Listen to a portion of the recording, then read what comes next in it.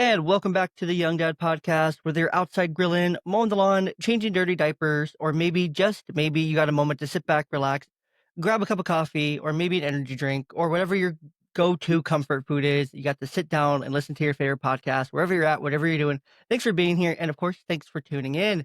Back with me today is good friend of the show, biggest fan, I think one of the biggest fans of the show, attorney Padideh Jafari, 22 years as a practicing attorney, a family law attorney who has made waves in our last conversation about narcissistic abuse in male victims of domestic violence. That episode is episode 178 that I'm talking about. So you can go back, check that out wherever you get your podcast. So today we're going to dig deeper into this though, but put a little twist on it. And opening the door to a new, often overlooked issue that I don't think has been talked about really on any podcast before. What happens when you're divorcing a narcissistic hoarder? I don't think that's ever been talked about really on any podcast, at least not in depth, but we're bringing light to it today because I feel like more men could be going through this than suspect they are. Very similar to our last conversation, Padideh, to where there was, some conversations I had post that episode release is like, wow, I didn't even realize I was stuck in this I was in this situation kind of thing. So you don't know until you know. And so that's what we're going to jump into today. So make sure, listeners, make sure you grab your juice box, grab a snack, and let's jump in. Padideh, welcome back to the show. Thank you so much. Thank you for having me. I'm thrilled to be talking to your audience again. Yes, it's amazing to have you, and thanks for reaching out on this topic. It's an important topic. And then you have also launched your own podcast, the Narcissistic Abuse Recovery Channel, if I recall from memory. So Narc, which is a great way to use that and tie that in, by the way. So great podcast. You're doing some great stuff with that platform as well. So it's really great to see. But let's start here before we jump into the hoarder conversation. Is there anything from our last episode that has changed that still needs more attention when it comes to supporting male victims of narcissistic abuse and domestic violence? I think it's great in a way because I see the community expand in this area. I see more and more people like yourself that are really reaching out and helping these male victims of narcissistic abuse. I can tell you, Jay, that 22 years ago when I started my practice, there was no discussion about men's mental health. I know June is actually Men's Mental Health Month. So I really appreciate what you're doing for the community. And so we just want to build on that. And if I could ever add value to that, I'd like to do that. Absolutely. I love that. Yeah, it's kind of crazy what all the things in the with our current political climate and everything, what June brings to the table. Cause I think we're starting to see a shift away from pride, and whatnot. And I think this is the first time we're actually seeing some separation between the LBG and then the rest, uh, of the same acronym. I think there's the divide, and I think it's coming, and I think it's starting this year, where people are falling away from that because they don't want to be associated. I mean, there's 13. Is there 13 or maybe it's 12? I think it's 12 of the 32 NFL teams did not do any kind of pride post. They didn't change their logo or nothing. And Wow. some of those are in hyper liberal cities that didn't do it. Like the Seattle Seahawks didn't, the Baltimore Ravens didn't, just to name a couple that I can think of off the top of my head. So there's interesting divide. And then I see more and more posts, and maybe it's just my algorithm that I trained it, but I see more and more posts about men's mental health. I see more and more male influencers, seeing there's a viral post of a lady who's like dancing and banging and hooping and hollering. It's like when it's my turn to take a moment for men's mental health silence kind of thing, or a silence for mental health, and like dancing and banging on pots and things like that. Just super disrespectful. Someone Yes. that can obviously do better. And just so many male influencers are, I think, for the first time, taking that and being like, look, ladies, come on, let me give you the facts kind of things. And it's really cool to see that we're focusing more on that, and we're focusing more on the Veterans Awareness Month as well. So we're prioritizing, in my opinion, with my platform here, of course, we're prioritizing more of the right things versus the things that are really just a matter of public opinion and not really that truly matter at the same length. So I would say that there's far less. people who are celebrating Pride that are dying than men who are dying from their mental health every day. Right. And you know what? I'm very passionate about this topic because I was raised by two brothers and, you know, um, I went through a narcissistic marriage and divorce. My husband, I like to say current and final and only husband. They're doing this thing. I don't know if you saw Jay on TikTok where women are saying my current husband to get the Oh my reaction. god, and I hate the baiting culture of I women know. online. It's Me too. disgusting. It's absolutely disgusting. I always say my current and final husband, but he went through a narcissistic divorce and relationship for 14 years. We're still, believe it or not, dealing with the aftermath of that. They were married for 14 years, but divorced for 15. And she still tries to come after him for just nonsense, just to disturb his peace. So people sometimes wonder, like, why is this attorney so passionate about men's mental health and narcissistic abuse? It's because we never had a voice. 22 years ago when I started my practice, men didn't have a voice. They were the ones that were mainly working outside of the home. And I would get a lot of female mother, clients, and they got the majority of the custody. They just did. And so the fathers would get, every other weekend, and during the week they'd get like, you know, just a dinner with their child, right? And that was the norm. And so because of platforms like yourself, and I know you're not paying me to say this, by the way, but I really, really appreciate your platform because you use it for good. And because of platforms like yourself, people are realizing, no, this is like men's mental health is really an issue. Men, I believe they're abused silently, where I believe women are too, but I feel like men are abused silently in the home and nobody talks about it. And it's not cool or masculine to talk about your mental health. And so it's when they die or commit suicide that people go, well, wait a minute. I think Johnny had some mental health issues, or maybe, it was because a result of a divorce, or maybe as a result of not seeing his child. And so I think this is a great, great platform for people to know that men, you're not alone. It's okay to cry. It is okay to go to therapy. It is okay to go to a trusted friend and tell them you have an issue. You can't get out of your own head. It's okay to do those things. And there's no more stigma of men doing that. What do you think, Jay? I agree with a lot of that. I think it really goes to show how much we're changing, and truly a true progression forward, not just being progressive kind of thing, right? But truly being a true progression forward. And I think there's a friend of mine on Instagram. His name is James. He's a photographer. And one thing that you mentioned that it brought him to mind was just like the suffering in silence. And so I wanted to share the screen here. This is his Instagram page where he highlights the men's mental health. But he reaches out to people and he asks them to take a photo of like duct tape over their mouth because men suffer in silence.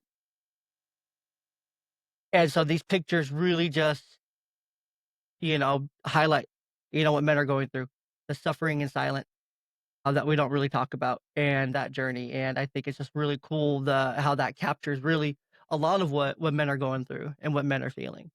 And I did something so simple. I just put out one of those notes on Instagram in my like, those notes that you see on people when you look in your inbox and things like that, and all I did to people was to ask people to check in, other men to check in and just, let me know you're doing all right, kinda thing. And I had one man, I'm not gonna say his name because he sent me some really personal stuff after, but he, he's gone through a whole story of what's his thing? It's very up his alley. We're gonna have a conversation on the podcast, but survived a female narcissistic YouTuber, documented the whole thing, went through the whole thing, has documented it, and it's really cool to see his recovery. And he sent me some of the back end stuff that he hasn't posted and whatnot. So I'm just like, wow, that's really cool to see his story, and that, all it takes is a little check in to say, hey, let me know how y'all are doing. and then bam, the rest is history after that. Yes, actually, it's funny because I do that with my brothers, and they're much older than me. And one of my brothers is a LAPD. He's in the reserve now, and he's trying to get back into the LAPD full time. And I'm always checking in with him, and it's just like either a text just to say, "Hey, bro, how are you doing?" or it's calling him just to hear his voice. I mean, I think it's really important. Sometimes it's the strongest people, and I would say that that brother of mine is extremely strong. It's usually the strongest people, right, that are the ones suffering in silence. So it's just actually on Sunday for Father's Day, we're going to his house, even though he's not married and doesn't have children, but our family just wanted to support him. There's riots going on right now in LA, and so we just wanted to support him and show him love. And so it's just one of those things where even if you're listeners, if you have a brother or a neighbor. I know my husband he's the extrovert, I'm the introvert, and he knows all of our neighbors. And one of our neighbors is actually he's just a single guy, and my husband's always checking in with him, and he's always talking to him about his motorcycle. And, actually he told my husband that he almost got into a really bad accident a couple months ago where he almost died. And he's like, I would have nobody, not a single person knowing that I was dead if that had happened. He was on a camping trip in Big Bear, and the car, the way that it rolled, it's like he shouldn't have survived, but he did. And so just things like that, if you can reach out in June, because it is Men's Mental Health Month, if you could just reach out to one or two men, even a coworker, just to say, hey, buddy, I'm here for you. If you ever need to talk, they might look at you weird, like, what are you talking about, But you never know. Okay? You never know, right? So that's, if I can encourage you to do anything this month, that would be the one thing, just to reach out to a man that just to see how they're doing. Absolutely. It's great to check in. It's great to take care of each other. With that, let's jump into our topic today, Padideh. And it's a unique topic that you brought to me that I wasn't expecting at all. So let's jump in here. So we're talking about hoarding. And I think when people think of hoarding, they're going to go to the TV show and think of like extreme hoarder kind of thing, right? They're gonna think of like the stereotype to come in hoarding, like you just collect everything. But I don't think people really understand the damage that can be done with hoarding and the damage that causes to a home, to someone's psychological well-being, to the kids' well-being overall. And I don't really think we talk about it, or we're not able to recognize it when it is a problem or when it starts to be a problem. So I'm going to show a few videos, and then we're going to jump in and we're going to talk about them. So I do want to I don't want to like I don't want to warn the audience necessarily, but what you may see may be disturbing and may feel kind of bad to be watching and bad to be looking at. So just some viewer discretion is advised. So this is the first one. I think this is the first one in the order of the three you sent me. So we're starting outside of the home. This is what looks like a 2 or 3 bedroom home. Fairly small, probably about 1,500 square feet or so, with a decent sized backyard actually, and a decent sized garage. So just kind of picture that Southern California, I assume, right? Yeah, Southern Yes. California. And so it's beautiful, it's sunny, and then just kind of we'll take a look from there. And listeners, I'm not sure if you are able to hear the commentary that the lady is making during the video or not. So that's my apologies. But that's where the kids were playing. That's supposed to be their little play area. Again, fairly large. And the garage is huge. That's the garage right there. That garage is really big. So now the next video that we're going to watch is them going into the garage. Padideh, did you have any comments about the first video there? Disgust. I mean, utter disgust, but go ahead. Show the next one. So I assume that's probably about a 12 to 15 foot ladder there. I'm looking at it at a glance. Yeah, she can just put one foot in the garage. That's it. Yep. So there's literally maybe a human foot of clearance in that garage to open the door and get in. You can't get into it. The only way that would be possible to clean out is just emptying it from the front, opening the door and letting it all spill out, I think. And then just random stuff. Like that's such a beautiful little patio to host events, to host friends, family, kids' friends, and it's just gone. Yes. Kids have nowhere to play outside. They had space to play outside. Like that's a big yard. quickly into It's just stuff on top of stuff on top of stuff, more and you more. know? A lot of it's just trash. A lot of it's just trash or old toys and stuff that no one would be using. Someone could have used it at one time, but So this is the Again, storage it's unit. yep. So storage shed 2 or the original storage shed. And No, then there's the actually, other, yeah, it's actually 2. So there's 2 big yeah. storage sheds, and then there's the garage, which is a two-car garage. Oh, okay. So yeah, so a lot of space back there for to play, to hang out, to put cars. I mean, there is a car back there as well underneath the tarp that she mentioned. It was right there next to the first storage shed she went into. Let's see. Okay, so this is the inside of the home, and this does get pretty gross. Again, this home isn't huge. It's about a 1,500 square foot home, and so a lot of pieces of the home flow together. Um, and yeah, this we'll just go ahead and watch this one. That's a living room. Wish I could rotate this, but I can't. But you're gonna have to just kind of tilt your head a little bit. You'll get the idea. And that's a fairly large living room, good open concept, and just really and it goes all really the way nice. back over I mean, there's a tire in the living room. Yeah, here. I didn't even notice. My God, it's just I'm deep. not sure what's underneath It's like here. 3, 4 feet deep. Oh, they're going into the dining area where they As eat you their can see, meals. there's And they have a dog too.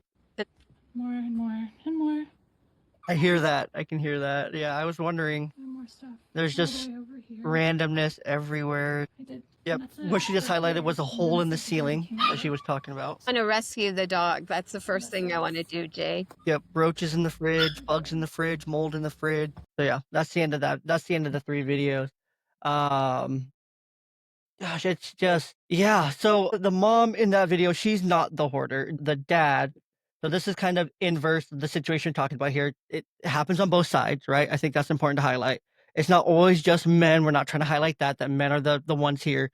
And we're not always trying to highlight it's just women, but we're just using this as an example, as a case study here of real life and what it looks like. And to me, I just trying to put myself in the shoes of that woman is just like you're dealing with a narcissist on top of that, like, you are just so beaten down, you are so defeated, you have no say, you have no words to get out, you have no ability to speak, you have no ability to clean, you have no ability to make a change, you have just nothing, nothing, because every time you do, guess what? There's just gonna be more stuff brought back in. Every time you get rid of 3 bags, 6 bags are gonna show back up.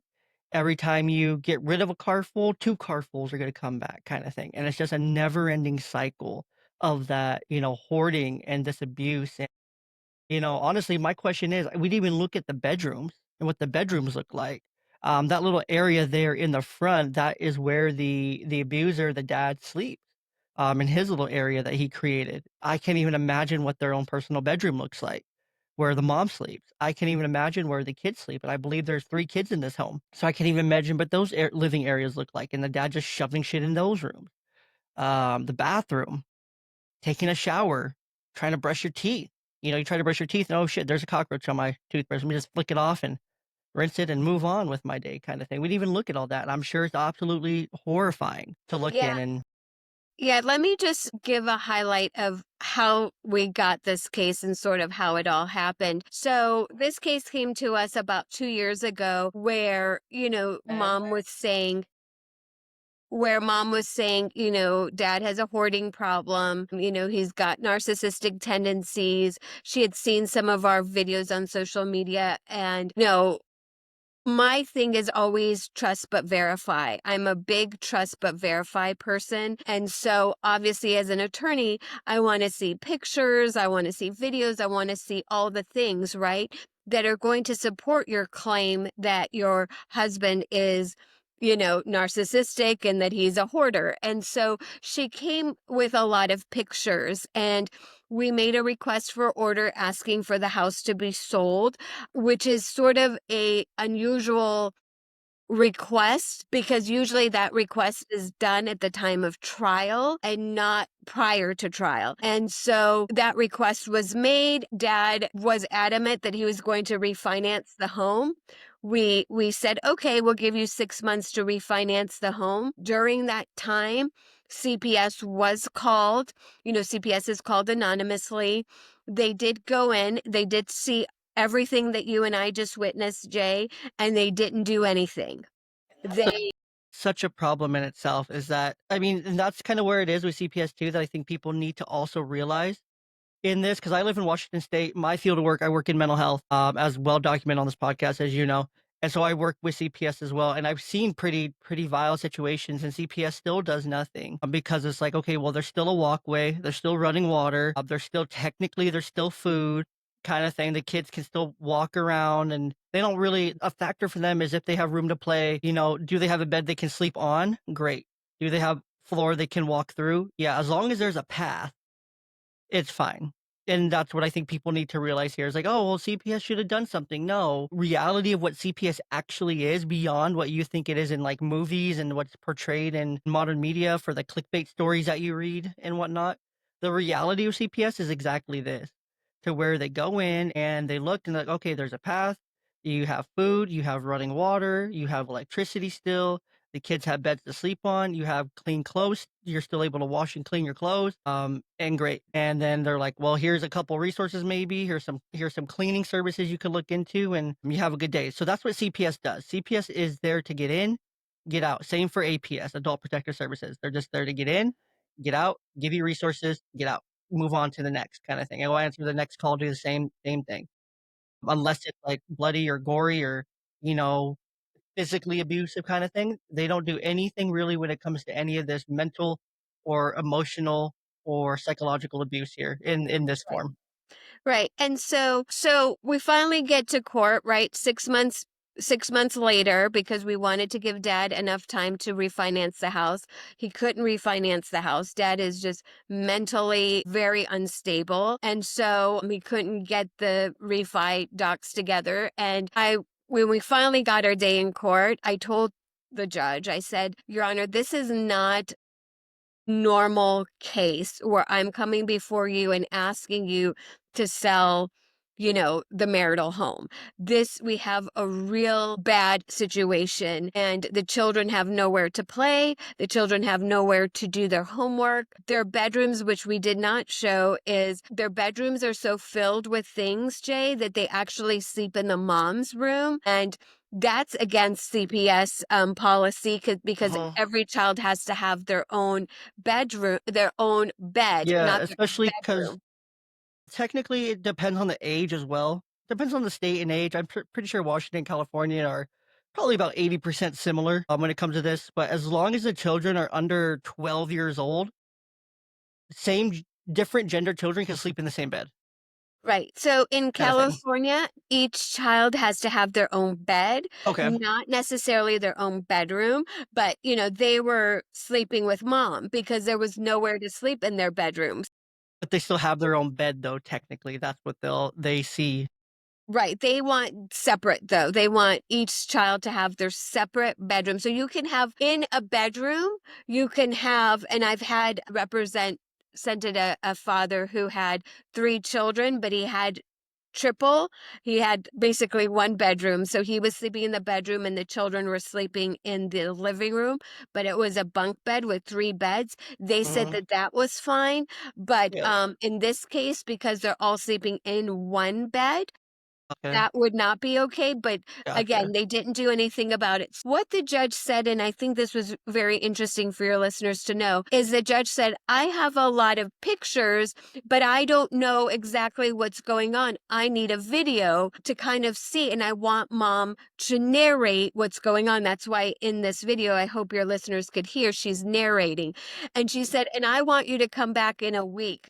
And she sounds so shaky. She sounds so scared. She sounds nervous doing it, like she Yes. almost shouldn't be doing it. And Yes. that's where the narcissism comes in. That's where the narcissistic abuse comes in. 'Cause Right. she her voice is so shaky, and it's just like, "Oh my god." Right, you feel for her just listening to her go Mhm. through this. So we came and I told my client, "You need to run home right now and take the video." And I asked the judge, I said, "Can you make it a court order that she has to do this by 5 p.m.?" Because I knew what was going to happen, Jay, because I know Narcissist, right? He was just going to clean up as fast as he could. And she said, "Yes, absolutely, and come back in a week." So we went back in a week. My client sent me all of the videos, and we went back in a week, and the judge said, "Okay, play it. Play the video." When I'm telling you, because we had other videos of what you didn't see is the bathroom doesn't have a door. There's cockroaches in the bathroom. What you didn't see is, there was mouse traps in the bathroom. That's what you didn't see. And so as the judge is looking at this, right, looking at the video in open court, I can see that she's having a visceral reaction to it, just like you did, right? Yeah, I watched it. I actually watched these last night to prep them after you sent them to me. I watched them, and I actually watched them with my wife. I was like, "Hey, look at this right now," because I tell her about like the podcast and stuff I'm doing and things like Yes. that. I'm like, "Look at this, look at what I'm talking about tomorrow." I'm talking to Padideh again, and last time we talked about divorcing, and I told her all that, and I told her what we were talking about this time, and I showed her these videos, and she's like, "That is disgusting." She was like cringing because our place is so like even a little bit of clutter sets her off. And it's great for me because then there's never any clutter in the house. Um, Unless it's like my desk. I'm allowed to clutter my desk. I don't, but that's besides the point here. And she was just cringe. She's like, I would freak out just looking. She's like literally like having a reaction to it, just watching it. Yeah. And so the judge, after seeing all the videos, and I think there was maybe 4 total, she said, I've seen what I needed to see. She said, I am up here on the bench in tears. Literally, she said that, Jay, and I have in 22 years never heard that. And she said, "Your babies," I'm quoting directly from the judge, "your babies are living under this condition. Why has CPS not been called? Why hasn't the city gotten involved?" And I said, "Your Honor, CPS did get involved, and they asked the father to remove the ladder because thought the children would get up on the ladder and fall, and that was it." And so that was the extent of CPS. And she said, I'm not joking with you, Jay. She said, if social media gets a hold of these videos, she's like, they would tear them apart. And so she said, I want this house sold forthwith. She made all the orders we were looking for because also she said, what's going to happen with the stuff inside the house? So she made the order. She did exactly what I had asked her to do, which is have the house sold within a month. Dad and mom have 2 weeks to take everything out that they want to keep. And then the garbage removal, we already had a quote for that. And you don't want to know what the quote was. It's over $20,000. My God. No, actually, I would love to know what the quote is, honestly. Yeah. And Um, so I take like out, those details. yeah. So take out the junk removal. We contacted a junk removal company. Wow. And so that the How quote was long 20,000. how long did it take them to do it? Do you know?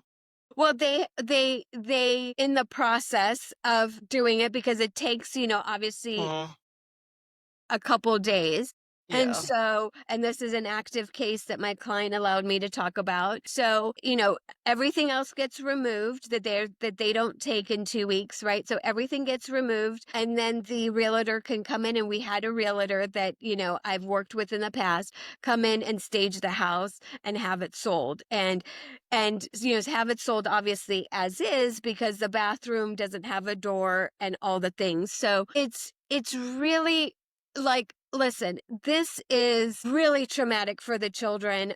Subsequently, mom moved out. She was able to get her own place. She moved out because after she heard what the judge said, she got really scared that if CPS does come in again, that they would possibly remove the children. So she was able to move out in a week. And I told her, I said, please don't take beds. Please don't take anything that because remember, all these things have bugs on them and rat traps and all these things. So I said, just even the clothes that you take, I said, you're going to have to sanitize them. And so she said, I'm not taking anything. I'm going to start from scratch. And even if that means, my kids sleep on a mattress, a brand new mattress, that's what's going to happen. So she didn't take anything. So you see some, Christmas things and ornaments. She took nothing, Jay, because all that stuff has droppings and of, rodents and things like that. So she took nothing. She literally took the 3 children and moved out. And so,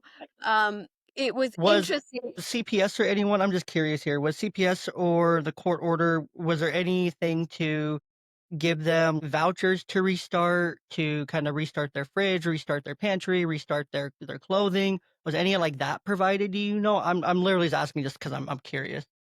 No, that was not provided. We did not ask for that. Okay. Mother does work, so Okay.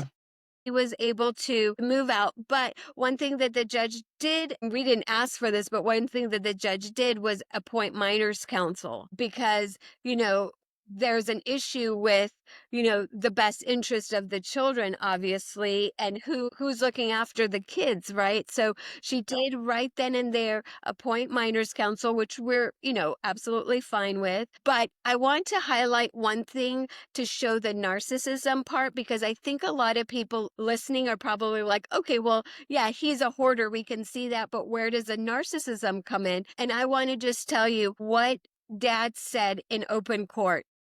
The judge looked to him and said, why haven't you cleaned? Why haven't you protected your babies and at least cleaned their portion, right? Like their room and, put things away and, sold things or gotten rid of things that they've outgrown. And he said, and I quote, my wife doesn't clean. And the female judge said, again, I'm asking you, why did you not clean? I'm not asking her right now. I'm just focused on you. I'm just asking you. And he said, my wife doesn't clean. And the judge, I mean, this should have been televised. She took off her glasses and she looked at me like literally her face said, are you listening to this shit? Yeah. And I said, and I kind of I think that's what threw up my my face says right now. I kind of threw up my hands. I mean, he's saying this to a female judge, don't forget. And I kind of threw up my hands and she asked my client the same question and my client said exactly what you said, Jay. She said, Your Honor, if I take 3 bags out, first of all, he accuses me of stealing from him. But if I take 3 bags out, 6 bags come in. And how can I get rid of tires and things like that? Like some of it, she's like, I don't know. Does he need it for his work? I mean, I don't know. Right. And she's like, every time I was able to remove something, even she said food from the refrigerator, if I threw it out in the trash outside, he would go get that food and bring it back in and feed it to our dog. So there's no getting rid of anything. And so, that's where the judge sort of understood. So I wish that, here is the thing that I'm frustrated with is that I wish that more judges were understanding and understood, narcissistic personalities, hoarding, other cluster B personality disorders like histrionics. Like histrionics is a big one that courts don't understand. Bipolar, all these other cluster B personality disorders. But, when she turned to my client and said that, she kind of understood, okay, this is a real mental health. And I said that, Well, Jay. I think I said, a simple solution for that even is like why doesn't our system, and I think this is part of the problem too, in just our system across the state, is that judges understand the law, right? They're very high end, well-rounded, very experienced attorneys, more or less, right? That's what yes, the attorney applies for a judgeship and they get the judgeship and whatnot because of their work as an attorney, their yes, track record, their success, things like that. They run on it, they get appointed, things like that. yes, So they know the law in and out, up and down, but yes. judges do not know psychology. So why hasn't our system put in place court-appointed psychologists for the judges to counsel with on these cases and say, hey, is there any psychological factors that I should be aware of here? Is there anything with this case that I should know? And I know that there's different agencies that the courts work with sometimes to get those records, but just to have that person or that group of people there, I was like, look, here's a female psychologist representative. Here's a male psychologist representative. I want both your opinions on all these cases, kind of thing. What do you see? Here's the evidence. Here's the case. Here's what this person's saying. And then I want you to be in court, you know? You sit Right, right there off testifying. to the side so that you can observe their body language, what they do with their hands, what they do with their eye contact, what they do with all their mannerisms and things like that. And you let me know if there's anything weird. Because I think judges can often tell when someone's lying. The judges, I think lawyers and attorneys have a pretty good read on the body language aspect of it, but maybe not on what the psychology and stuff that's behind that means and whatnot, and what else that they will miss that a psychologist will see because their eyes are trained for it. Like, I pick up on a lot of patterns and a lot of things that no one else around me sees. My brother, my wife, they comment on it all the time. "How do you notice that? How do you pick up on that? How do you know?" It's like, "I don't know, my eyes are just like I'm just trained to see these things," kinda thing, with my experience and with my day to day. I see these things that people don't see, and how to use it kinda thing, and, I could provide the interventions, and they could provide the next steps and, help a lot in these family court cases and things like that, and then when it comes to these situations and things like that to help the judges identify. So it's almost a too simple of a fix, for the system, and they're gonna deny it all day long. Right. And there are child custody evaluations. We did recommend that to the court. And so we might have to get one of them appointed. They are very expensive, Jay. They're anywhere from 5 to 10, 15,000. We have minors counsel, which, the judge, each side has to pay for minors counsel's time. The court, though, in this case said that the county would pay right now for minors counsel because this was such a big issue. Yeah. Well, when it's involving kids though, like, that's why you have someone that works through the court, as that court-appointed psychologist or mental health therapist or whatever you wanna call them, kinda thing, that understands the DSM-5 criteria for these different disorders and can help the kids understand, like, "Look, you you tell me what you've experienced," kinda thing, and then they are able to put a clinical name behind it, and they Yes. are able to speak because it's gonna be someone totally separate that's gonna help advocate for the kid and be like, "Look, I talked to Johnny and to Susie and to Timmy, and Timmy now is experiencing, PTSD because of the situation with dad. Susie is now has dissociative disorder because of dad. And little Johnny, he's too young. He's okay for right now, but there is a potential for such and such down the line," kind of thing. Mom is experiencing PTSD. Mom is also now experiencing intense anxiety and depression and whatnot. Is recommended that she go for further psychological evaluation at a higher level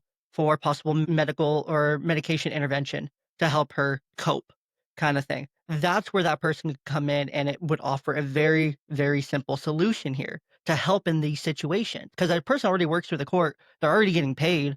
So they're already there. No one has to pay for that extra beyond what their salary they're already making. It's not an extra burden. But we don't do that because we want to the system as a setup is to not lawyers or anything, not you, but I'm saying the system is set up in a way to burden families, especially those that go through an abusive situation.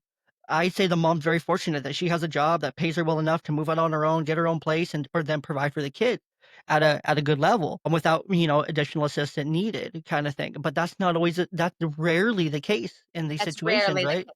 Yes, that's rarely the case. Rarely the case. And, Absolutely. the dad in these situations doesn't get that same benefit a lot of the time. They could still be working, but now they're trying to deal with the abuser, they're trying to deal with the abuse, they're trying to deal with all the things, and they're trying to work their way through it while also now paying for a house that they're not in and things like that and all this stuff, and they're still carrying the financial burden, so they can't even get out Right. on their own kinda thing, so Right. I also want to say exactly what you said. The mortgage is still being paid by my client, by the mom, and she's having to pay rent for a new place. But she feared that, CPS would be called after these videos came out. And so she wanted to be proactive. You know, it's really easy to sit back and, I see a lot of people on social media do this and judge people like, why did she move out earlier? Why didn't she do this? Why didn't you she do that? can't. You You can't. can't. You It's can't. You're stuck.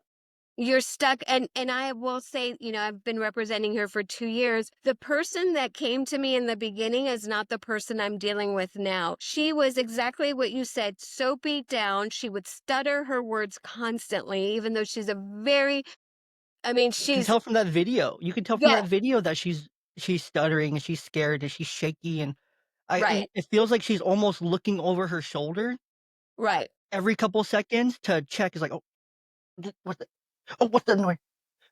Kinda thing, and she's just, like she's so on edge, and you can feel the anxiety, you can feel the pressure, you can feel the stress, and, like, she's not even talking that loud, she's talking very quietly because she doesn't want Yes. neighbors to hear, she doesn't want anyone to hear, she doesn't want the dog to be disturbed, kinda thing. She doesn't want anyone to hear it, so she's talking like she's very much talking like this, like, this is the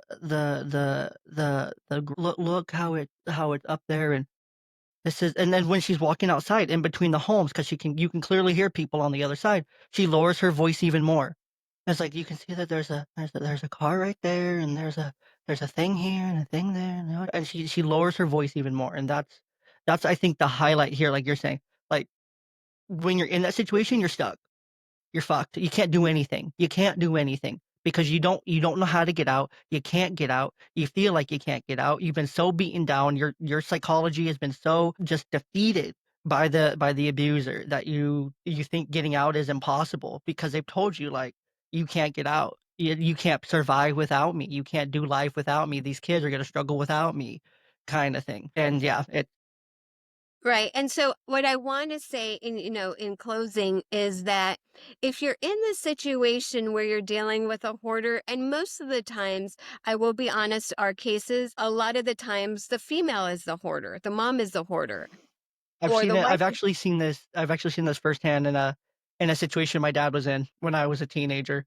Um, I'm not gonna go into too many details just to protect anonymity within my family and things like that, but it got to the point to where it was hoarding and their rooms were cluttered and filled, and I remember going back into the home after I had moved out, and it was just the backyard is overran, everything underneath the patio was stacked up, random shit on the side of the house, and, all the every place that could be filled, outside, and even the dining room was pretty full.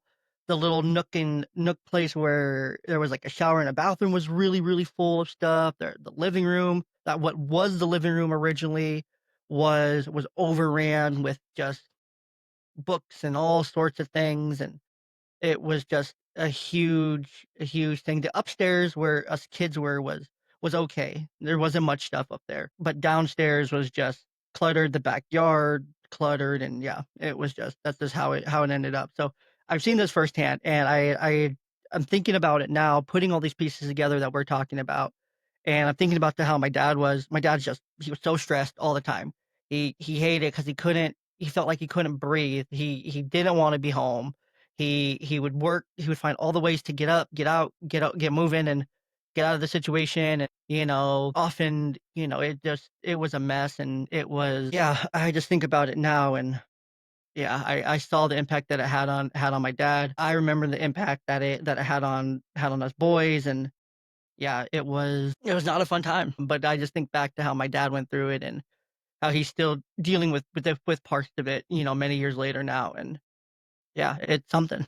So the main thing is if you're stuck in this type of situation, there is help. If you're going through a divorce or contemplating divorce, there are attorneys that will help you and believe you. Pictures are great, videos are great. Just, keep the evidence. We always talk about documentation and ask your attorney to have the house sold immediately, make a motion to have the house sold immediately. There is sort of a rainbow at the end of all this. My client is very happy. She's in her own space. The children, she says, have room to play in. They can invite their friends over. They just had, you know, a school party in their backyard. Summer school is now in session or whatever. So she had some kids come. And so for the first time, she's able to do that with her children.